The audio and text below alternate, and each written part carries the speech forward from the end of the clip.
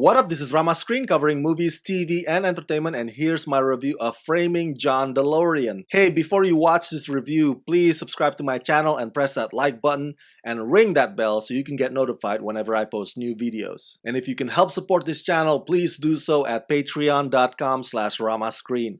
That's patreon.com/ramascreen. Let's rock this. I've never seen anything like Framing John DeLorean, at least to my knowledge. Or maybe I have. Maybe this type of storytelling has been done before. If so, then my memory doesn't seem to recollect it. Now, reenactment in a documentary is nothing new.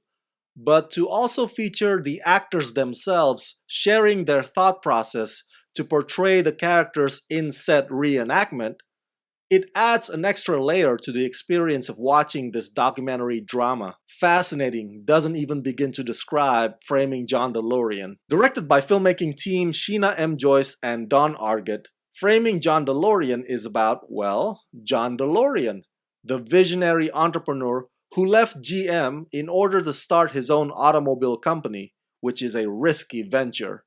This documentary chronicles DeLorean's extraordinary life and his rise in the industry, and his pursuit of the American dream by building a unique sports car, all the way to his shocking fall from grace on charges of cocaine trafficking. So here's what you'll see in Framing John DeLorean: a straight-up documentary with old archival footage, and then you'll see vignettes of Alec Baldwin and Marina Baccarin playing John DeLorean and his wife Christina Ferrari, respectively. Alec and Marina are basically here to recreate some of the events in DeLorean's life, and they occasionally concoct scenarios of what their characters' conversations would be like behind closed doors. And if that's not enough, you'll also get to see Alec and Morena, while getting their makeup applied on them, explain what they think of the real John DeLorean and Christine Ferrari. As talking heads, Alec and Morena would theorize and speculate about their characters' motivations, which is kind of cool because you're basically watching two actors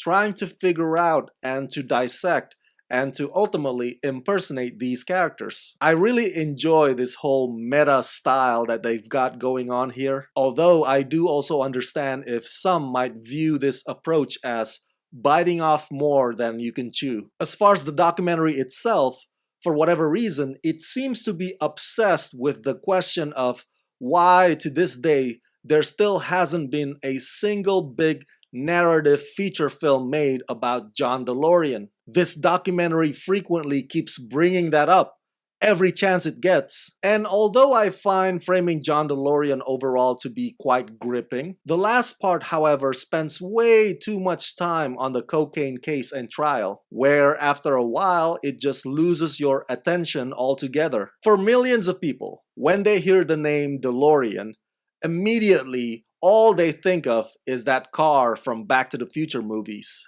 Fair enough. But there's a man behind that car. In a way, Framing John DeLorean is a lot like those documentaries about Fyre Festival, because this is a story of somebody so hung up on proving himself to everybody that he does it by way of fraud and cutthroat methods and shady deals, and at the expense of those around him who actually mean well. I think this documentary and its interesting style will receive mixed responses from audiences, but we can all agree that John DeLorean's life and career and downfall are an important and helpful cautionary tale.